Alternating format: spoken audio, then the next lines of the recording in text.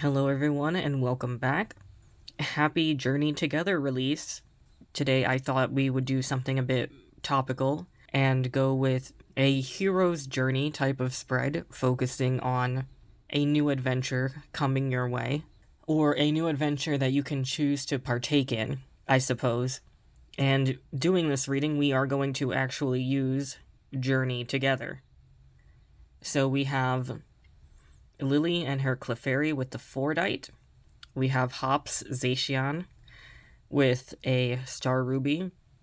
We have Iono and Bellybolt with a Bismuth Crystal. And we have N and Zoroark with this Cross Stone. So pick whichever one you feel drawn to the most, and skip to the timestamp below in the description to view your reading.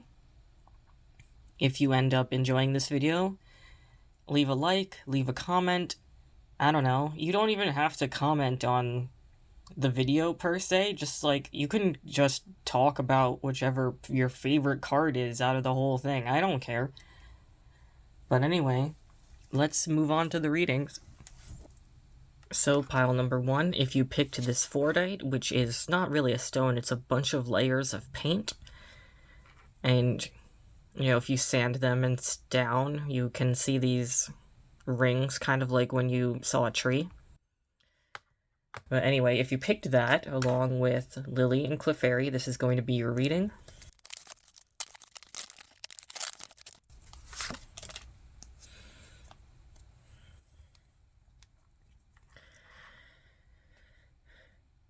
So this first card, this Cramorant, this is going to be, the first card is going to be your, call to adventure, I guess. And Cramorant is going and getting what it wants, right? And this attack, it just keeps moving until it has to stop. So this is going to be a lot, this is going to be about being more proactive in your life. And not just for the sake of getting ahead per se, but to get the things specifically that you want out of life. Yes, Cramorant eats a bunch of fish to survive, but it does, I assume it would enjoy eating fish. These things always got something in their mouth. So let's continue. Crossing the first threshold, we have Floragato. And this would imply that there are some talents of yours that might be going unnoticed right now. Whoops. Okay, I'm just going to set this down. There are some talents of yours that are going unnoticed right now. And this could probably be what's holding you back. You might feel like you need to be in this awkward stage of perfecting your craft first before you can show off a bit more. But this is the sign that you kind of just need to go for it. Go and post your work in progress. Go post, that doodle that you thought maybe wasn't that good.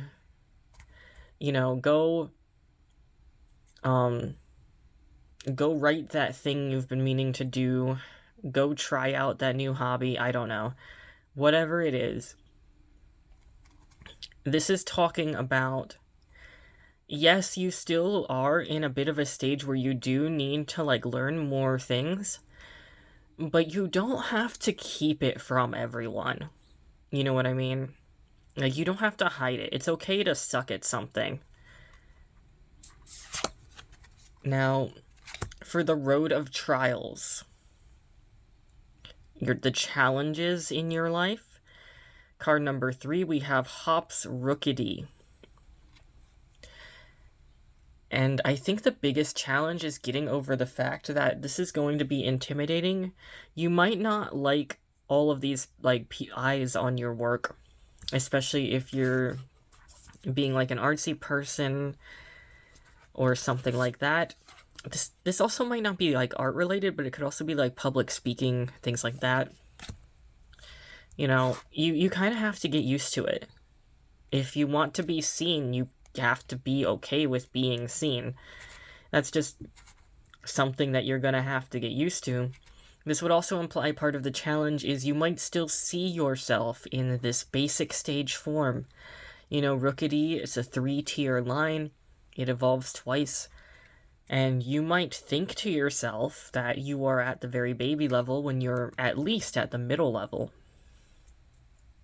So, card number 4 is Temptation and what you're trying to hold on to, probably to your own detriment. We have Ends Clink. And Clink, a lot of Steel-type cards, especially the ones that very blatantly look like objects like Clink, Magnezone, I kind of associate them with everyday life. Like chores, kind of everyday life. These are literally the gears that keep turning. And this is about stuff that's like, every day doing stuff. And it's about being stuck in a rut, is what I mean. Like, it's about doing so many, everyday stuff that you do all the time, but to the point where you're not making a lot of headway, you're not doing anything new in order to get yourself out of this situation, which is why you might feel like you're not progressing enough. You might not be taking in enough new experiences or challenging yourself. I feel like the term of challenging yourself can be a little loaded sometimes. Sometimes people think, well, I'm stressed and I'm working hard all the time, but sometimes it's about working smarter, not harder. So, I guess as an example, if you're a creative person and you're a painter, then maybe start painting with colors that you don't usually use. Start, painting different things that you don't usually paint, that kind of thing. Is this, ultimately, the fact that this is, a temptation means you kind of just need to get out of your comfort zone a little. So, card number 5 is what to let go of. And for what to let go of, this would symbolize, I think this is just reinforcing the thing that I just said about work smarter, not harder. Because, look, Golem does so much damage, but it also damages itself when it attacks, right? And, it can do the electromagnetic catapult, which is just, attacking until it can't anymore. But there's also a 50% chance that you're not even going to be able to attack at all. So this is something to let go of, is this sort of very strong, very all work no play type mindset, because it's not actually as efficient as you might think that it is. And that's part of the problem, is you're just kind of wearing yourself out for no reason. Now, card number 6 is basically new energies to embrace for your transformation. And speaking of transformations, it's fascinating that we get a Scavalier here. Now, for people who don't know, this Pokemon evolves from this little guy who doesn't have any armor at all by trade swapping with a different shelled bug, and they trade places where this guy gets the armor and the other guy loses the armor, but he gains a lot of speed because he left the armor. But in this case, Carablast has to gain that armor. And the new energy to embrace is to be more I don't want to say defensive, but you know how I said that pure power is not the way to go here? You should be focused more on sustainability, this steel type. And that might seem a little contradictory, because you might be thinking of I was doing all these things to help stabilize my life and stuff. But no, that's not what this is talking about. This is talking about setting new goals for yourself, setting new what was the word for it? When you do things every day, what is the word for it? Schedules, sorry. Setting new schedules for yourself. Setting, like, new activities to do in order to help yourself expand and brush up on this. Instead of just going with the safest route. So this is, like, a big balance in doing, like, new things, but also, like, sustainably new things. Like, as an example, if you wanted to get into that new hobby, don't splurge on everything right away. Make a budget for yourself. Think about, like, realistically, how many of these supplies am I going to use this week? Test the waters first, and then, keep going from there. But card number 7, your magical flight, and this is the new challenge that may arise after you have, like, learned and successfully integrated these things. Now this is Brock's Scouting. Search your deck for up to 2 basic Pokemon or 1 evolution Pokemon, reveal them, and put them in your hand. And this is as a challenge card. This would imply that you're kind of, like, stuck between, like, do I do this or do I do that? And both of them are good options. It's just about weighing the possibilities, weighing the pros and the cons of, like, each one. But this implies that there isn't necessarily, like, a bad option for this, and that might partly be why it's difficult to pick one. Is that, like, they're both helpful, but they're helpful in different ways. Now, card number 8. This is the return threshold, like how to integrate all of these lessons back into your ordinary life. That kind of thing. And this would be about, like... See, the thing that stands out to me is the Psychic type and Retaliate. And I don't want to say what doesn't kill you makes you stronger, because I don't actually believe in that phrase, to be honest. But this is definitely, like, it feels like it's going to come naturally to you. Like, you kind of don't really need an instruction on how to integrate these lessons into your ordinary life, because a lot of these are going to affect your ordinary life. You're going to wield them very well. So that's kind of self-explanatory. Card number 9 I had as, like, the sage advice, like other advice that you might want to keep in mind.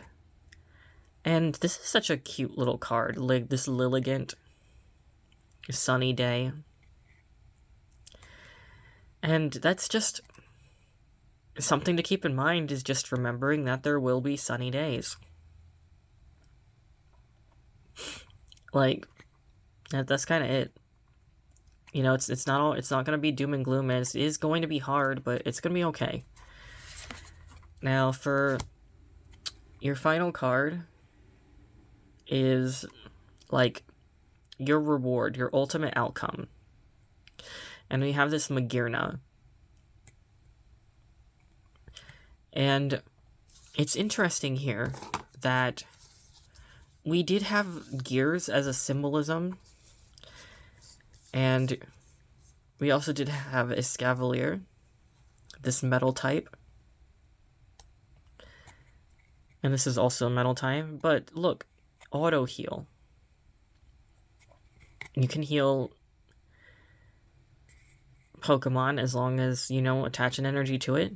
And the spike drawing more cards. So this kind of just piggybacks on this about, like, being able to integrate all of this stuff into your daily life in order to allow yourself to grow, especially. But that's kind of the thing, is this is going to be, I don't want to say subtle, but, like, this success is going to be so baked into your life that it's not like it can really be pinpointed as like one particular boon that you have like gotten. It's just now you have a much more efficient life with a lot more things in general going for you. Which, I mean, is ultimately a pretty good place to be, so that's good. Alright, pile number 1. Hope that works out for you. I will see you next time. Or you are free to look at the other videos. But thanks for watching. Hello, pile number 2. If you picked this ruby along with Hops Zacian, this is going to be your reading.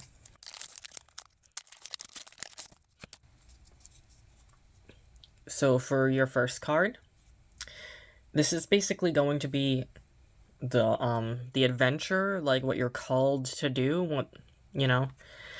And we have Fungus.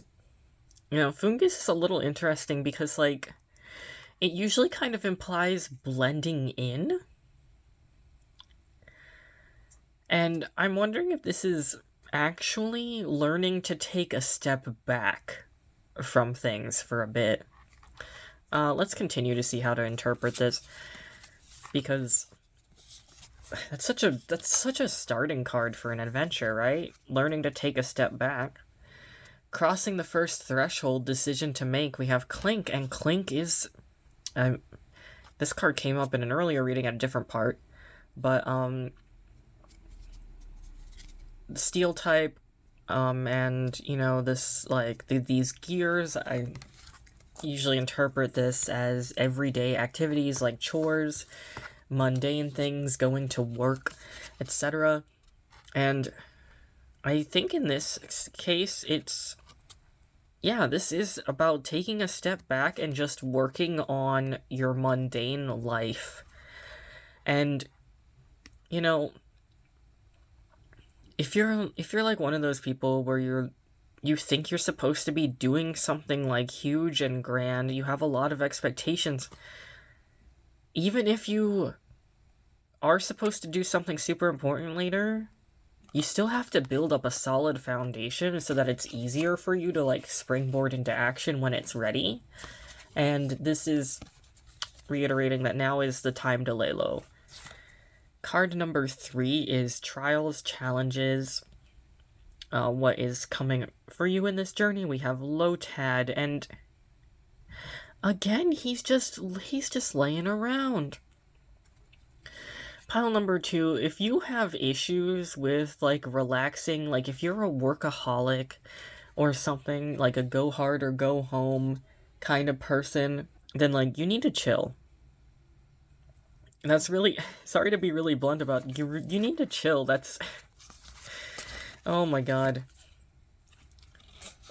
Alright, card number 4, Temptation, we have Nimble. Now, card number 4 is basically what you're trying to hold on to that is not really serving you. And what did I say about jumping into action, right? Now, to be clear, I don't necessarily think that these cards are saying you should, like, literally do nothing, except, like, work a 9 to 5, but if you've found yourself a little overwhelmed because you have a billion projects that actually aren't really that necessary, but, like, you know, you keep piling things up, you're like, oh, I could do this, I could do that, you need to put some things down. Alright, put some things back. Do you really have time for that extra hobby, etc., etc.? But you're allowed to make some small strides, but you have to be reasonable about, you know, overloading yourself and things like that. So the temptation here is to not jump right into things without thinking. Now, card number 5. This is, like, absolutely what to let go of. Like, this is, like, temptation, and the temptation here is to jump into things without thinking, but, like, this is things to absolutely avoid. And this literally comes back to the thing about jumping right into stuff. Ends Darmanitan, because here's the thing. Ends Darmanitan does do a lot of damage, but it also loses all of its energy, so then it can't even attack next turn. If you keep going, because, like, if you keep going and, like, being a trailblazer just because, like, I don't even know, like, if it's, like, expected of you, or if you genuinely just think that you can work at 100% all the time, you can't. Like, we don't even run machines at 100% all the time. You need to turn them off sometimes, right?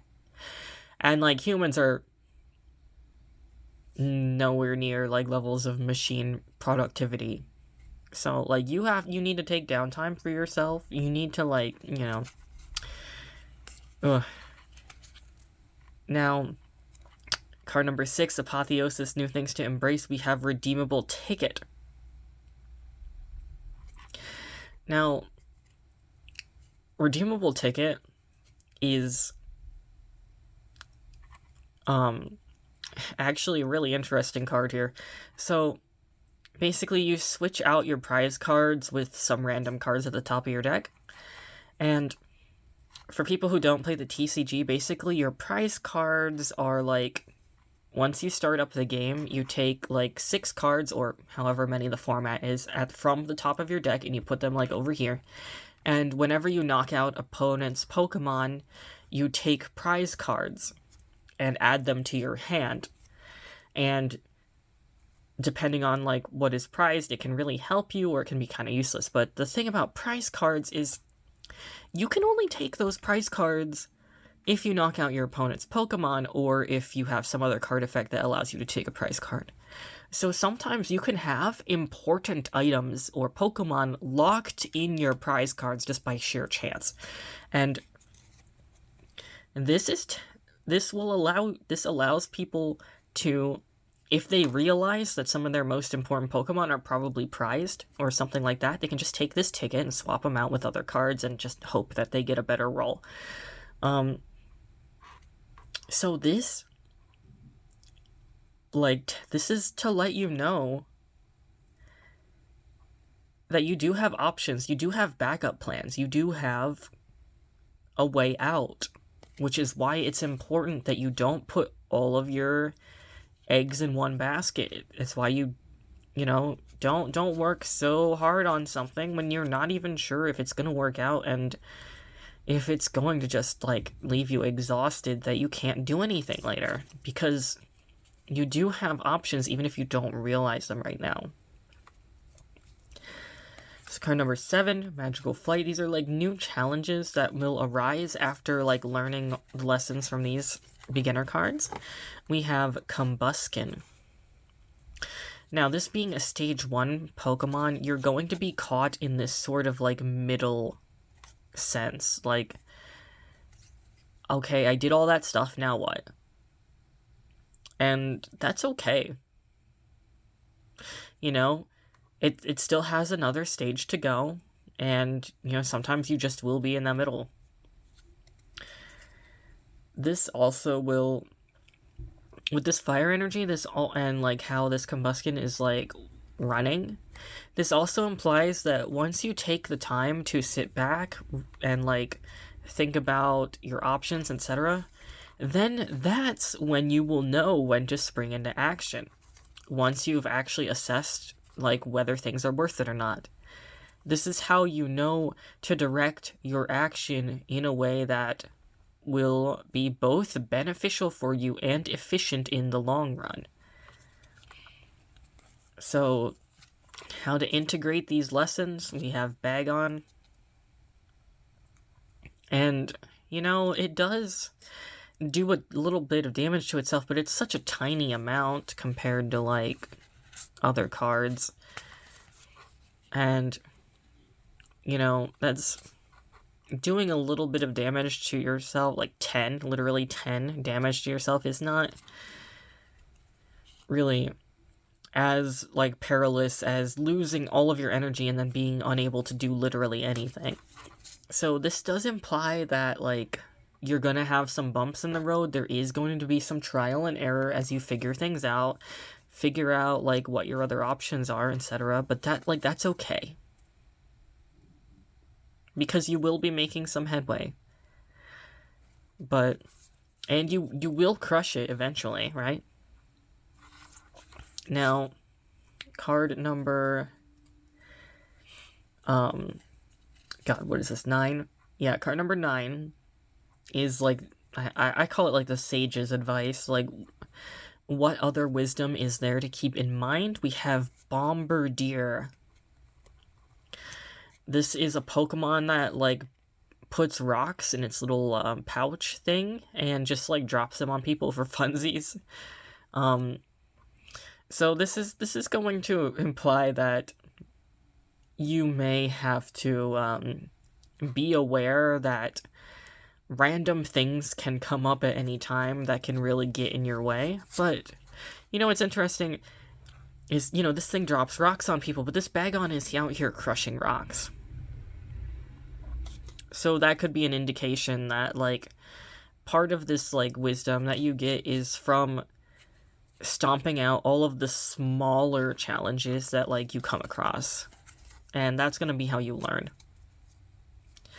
And that might also be why it's really important to, like, take a step back and not put too many things on your plate right now, is because there will be challenges. Like, a bunch of little challenges, and you don't really want all of those to pile up too much. Now, card 10. This is, like, the boon, the ultimate outcome. We have this cool Dunsparce EX full art. We also have this psychic energy. So the outcome is definitely that you are going to be more mindful. You will feel so much more like wiser after this. Like after all of this. I feel like this is a really long journey for you, but like once you actually like get to that point, you're going to look around and be like, wow, I get it now. So, that's cool. Now, Dunsparce is a really cool Pokemon because it gets stronger with the challenges. Like, this does 60 more damage for each of your opponents. Or does 60 damage for each of your opponent's Pokemon EX in play. And a lot of people will stack EXs on their bench. And in play. So, if it's a full house, 60 times 6 is 360 damage. That'll knock out nearly anything. And Destructive Drill 150. This attack's damage isn't affected by any effects on your opponent's active Pokemon. Usually that also means that it's not affected by, like, it's not, like, blocked by abilities or anything like that. So once you, like, do all this stuff, you will come out an unstoppable force. Which is pretty cool. So, yeah, it's probably gonna sound, yeah, that probably sounds like a lot of work, but it does feel worth it. So, pile number 2. Hope you enjoyed the reading. Feel free to look at any of the others, or whatever. And, thanks for watching. Alright, pile number 3. If you picked this Bismuth, along with Iono and Bellybolt, then this is going to be your reading. Rearrange that stuff over there. Now, the first card is going to be like the initial call to adventure, like what you are being asked to do.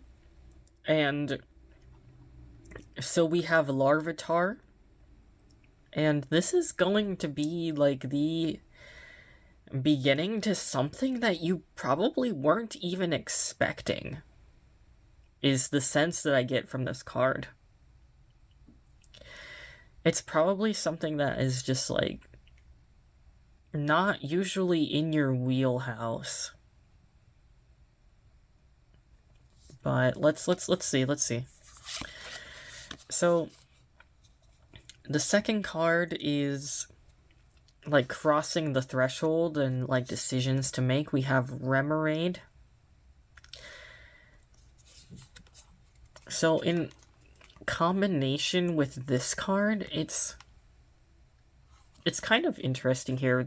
These are like two completely different environments, right?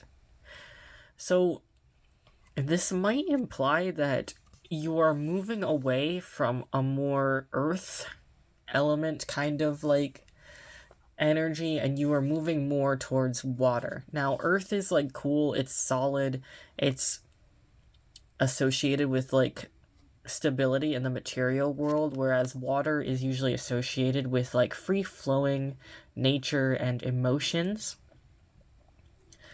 So this could be embracing your sensitive side more, and it could also be learning to be less rigid in general, which might be partially why you're not really expecting it or anything, because, like, you know, in a lot of cases, being able to hold your ground is a really good thing, but it might do more harm than good in other cases.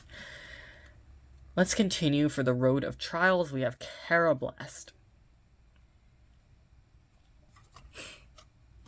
So, Carablast, switch out your opponent's active Pokemon to the bench. Your opponent chooses the new active Pokemon. Now, this can put your opponent in an interesting position, especially if they only have one Pokemon on the bench. They will be forced to switch that out. But this could also imply, like, symbolically, this could imply, like, you push away one challenge, and another one just pops right up, right? So, it might feel like you're playing whack-a-mole at some point due to a lot of things going on. Let's see if we can shed on some light on like what you're actually supposed to like do about it, though. So Temptation, Torchic. The temptation here is going to be just kind of letting it happen. And I think that might be what people kind of mistakenly think of when they think of like water and going with the flow. But instead of letting it happen, you're probably supposed to be more of like rolling with the punches, so to speak. You're like, you have to adapt to all of these constant changes. Now, what to let go of, we have Alolan Golem. And I have mentioned this card before in another reading, but basically, a good thing to let go of is the idea of overworking yourself to the point where it is exhausting you and it's not beneficial for you. Because while this does do a lot of damage, that's often not a lot to... It's often not enough to knock something out in one hit. And doing 40 damage to yourself leaves you more vulnerable than you were before. Especially since Alolan Golem isn't like a big EX card. It doesn't have... I mean, it has a decent amount of HP, but for stage 3? 180? I don't know. But... see, now... Apotheosis, new thing to embrace. Card number 6, we have Escavalier. And this is a card... So, okay, getting this with Carablast. Really good synergy right here.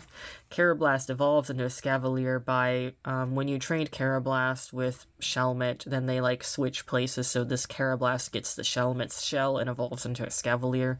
Turns into, like, this, knight-looking thing, like, you know, jousting. It obtains the Steel type as well. And so this new energy to embrace is working on your shell, and like it is a Steel type, but it's not. Now, you know how I said like Earth is like the element of like being super grounded and being like, it's often being about being stubborn, but in this case, that's just the plating, right? Like, this is, you just need enough of that hard outer shell to protect yourself inside you're still soft. But the point here is learning to balance these qualities within you so that you can make it work for you. And then you'll be able to pierce through the competition. And this is also about learning when to sit back. Iron Buster does a decent amount of damage, but then you can't attack next turn. So it's about using it wisely. You know? Now, card number 7. Magical Flight, new challenges after, learning all of this other stuff. So, once you've kind of, got this down, then this is going to come up, and it is fascinating. Pile number 1 got a few of the same cards. And so, if you feel like this is resonating with you a little bit, but, maybe this beginning part is a bit off, then you might want to look at pile number 1. But anyway, Brock Scouting, basically this is going to be about, you're going to have choices to make, maybe a one or the other kind of thing, and it's not that either of these choices are bad, it's just they're both good for different situations, so you're going to have to assess which applies better to you. So search your deck for up to 2 basic Pokemon or 1 evolution Pokemon. If you don't have a lot of other Pokemon on the bench, then you would go with 2 basic Pokemon, but if you already have your Pokemon on the bench, then you would search for the evolution Pokemon and power that one up. Now, card number 8 is the return, or how to integrate all of these lessons into your ordinary life, and Pupitar evolves directly from Larvitar. Right? So after you've learned to go with the flow, after you've learned to roll with the punches, after you've learned how to be flexible, then you can go back to being this more earthy energy. But it's just the fact that you have to get out of your comfort zone to get that experience to level up and evolve. Right? Now,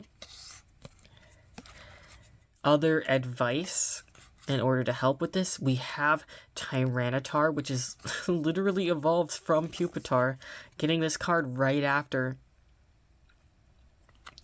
Now, normally I have card number 9 as advice, but considering these cards are very obviously linked together, I think this is expanding on this how to return, and I think it's telling you that this is necessary for your evolution. All of this is necessary for your evolution. You would not get to this if you didn't do all of this and get to that, right? So it is going to be tough, but now remember what I was saying about how 180 is not the greatest for a 3-stage non-EX? Literally, Tyranitar has a bit more health than that.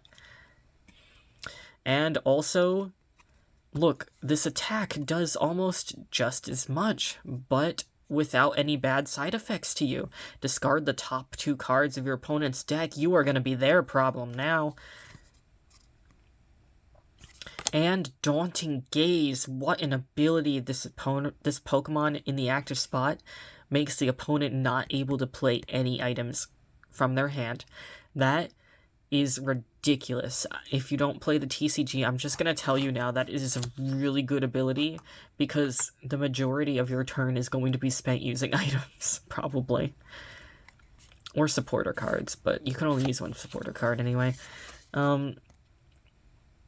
Now, for card number 10, this is the boon, the ultimate outcome, the fruits of your labor. We have Wailord, and this water energy. So yes, you are going to be internalizing that go with the flow stuff so that you can use it way more often, but also this Wailord. Stage 1 has a ton of HP. Now, here's the thing, Wailord is not super impressive on its own, but it's best used as a wall, especially if you've already taken the time to beef it up. So it takes 4 energy to attack, and in an ideal world, you could use all 4 of those as water-type energies. So then that would do 210 damage. It does have a pretty high retreat cost, but you're not going to need it if you're using it as a wall. Because, like, you know, at that point, the Whale Lord is going to serve its purpose there. Probably going to take a heavy attack for something else. Now, yeah, so basically mastering all of these other ways that you're probably not used to is actually going to bolster your own effect to stand your ground, is what I'm getting at. It might seem a little counterintuitive at first, but, you know, that's... a lot of things do. So anyway, pile number 3. Stay strong. Have a good day. Feel free to look at pile number 1s if you feel like that this was kind of right, but you're not entirely sure. And thanks for watching. Hello, pile number 4. If you picked this cross stone along with N and his Zoroark, this is going to be your reading.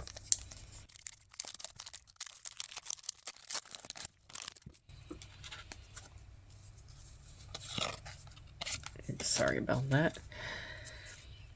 Now, the first card is your call to adventure. Basically, like what you're called to do. We have Hops Silicobra, Turf Maker, putting down stadiums.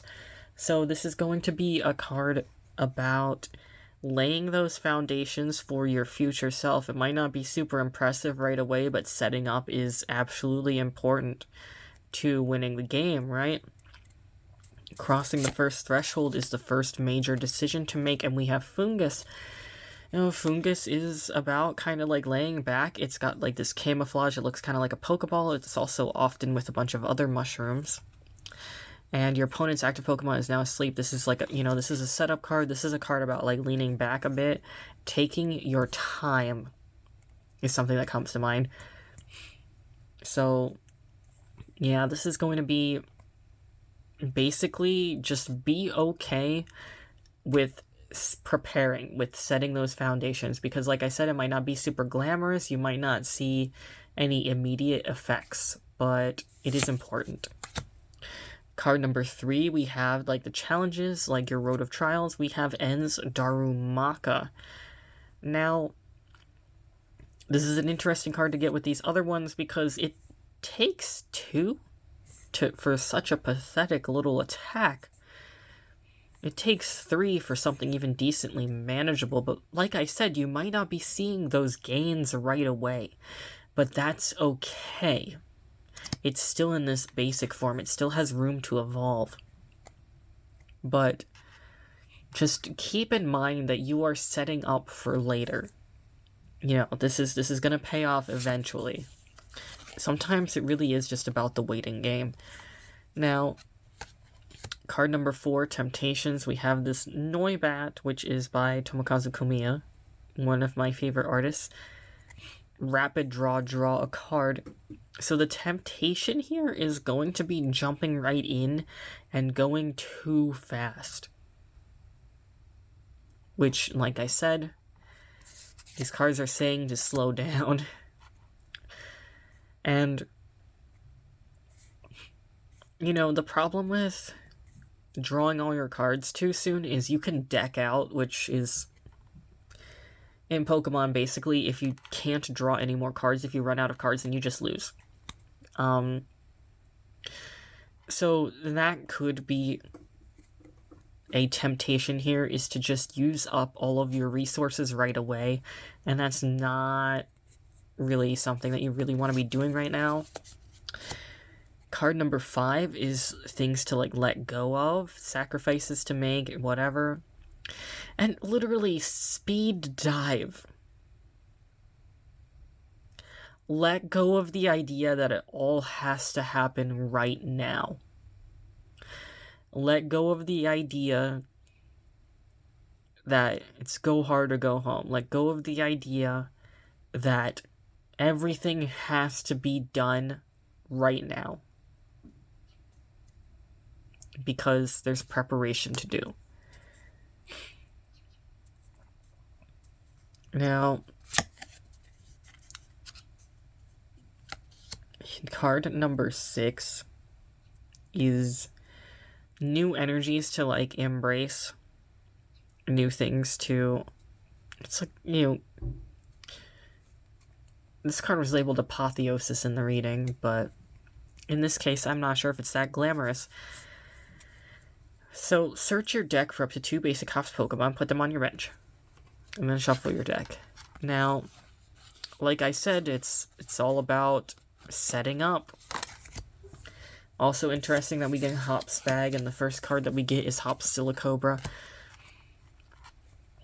But yeah, this is just saying that once you actually, like, get into the groove of knowing where to put your cards, so to speak, and how to play your hand, the metaphorical sequencing of everything, then you will start to become a master at it. You will, like, start to really understand, like, the whole cause and effect kind of thing, why people do things the way that they do, and how this benefits you the most, which, like, outcomes benefit you the most. Now, once you learn all these things, new challenges. We have N's Kling Clang.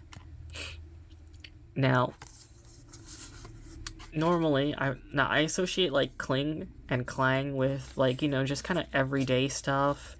But in N's, but, like, Kling Clang, the fully evolved one, triple smash, flip 3 coins, this does 120 damage for each heads.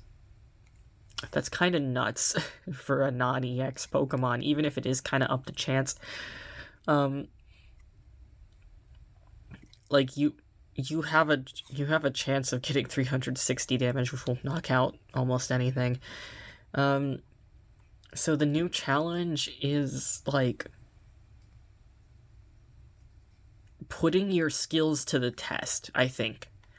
Like, really putting the pedal to the metal, and actually, like, once you've learned how to set up with everything, and, like, you've learned that patience, now is time to take action. You are gonna actually be, like, getting down to it. You might be on that grind a little as well. But, yeah, this is basically just saying that, like, once you've mastered this, then it's gonna be time to, like, get going. Now, for card number 8, we've got, like, our return, and this is how to integrate, like, all of these lessons back into your ordinary life. Now, Beldum is a psychic type, but it's also a steel type in the video games. Right? So, this is going to, like, you are going to still have this, like, steel type with you, but it might be a little backseat. Like, okay, so, like, well, I said the beginning, the Silicobra, it's this, like, fighting type, but, like, that's, like, earth type, basically. And, metal is also very solid foundations, very, rigid. That's still going to be a part of you, but it's going to, like, be able to take a back seat. It's not going to hinder you. I mean, Beldum is levitating around. The steel does not hinder its ability to move, despite the fact that it's, like, pretty solid and it, like, doesn't really have, like, joints or anything.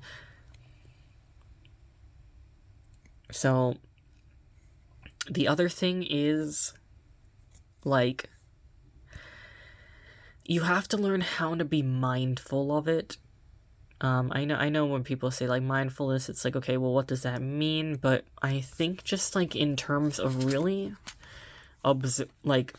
observing your life, observing your potential outcomes, observing, like, whatever. Now, the trap here is not to get caught up in choice paralysis. Beldum can still attack pretty easily. It only needs 1 energy to do something. Only needs 2 energy to do its other attack. Right? So, don't get caught up in observing everything to the point of having, like, choice paralysis, but be mindful of things. Start maybe in order to like help you see how you're progressing, you should start cataloging your progress and like things that you did for the day. Listing everything that you did today, even if it doesn't seem like super big. Once you like have that like list of all the stuff that you like did, then it starts to become more apparent. Oh, I did something. I did a lot of stuff today. So that could be an idea for you, but as an example, be aware. Now, any other advice, sage wisdom I have for like card number 9, we have En's Zorua. Now, Zorua is a Pokemon where it kind of like pretends to be other Pokemon. It like has this like illusion power, and it can like look like whatever other Pokemon that it wants to. Or they can even look like people if they want to, but the point is, other advice is learning how to blend in, I think. Because sometimes getting somewhere is not necessarily about what you can do, it's what other people think that you can do. For example, there have been times where someone just conceded on me while I was playing the card game because they thought I was going to win, even though I knew full well that they were probably going to win, just because the setup that I had and the cards that they knew that I had in my hand were impressive on their own.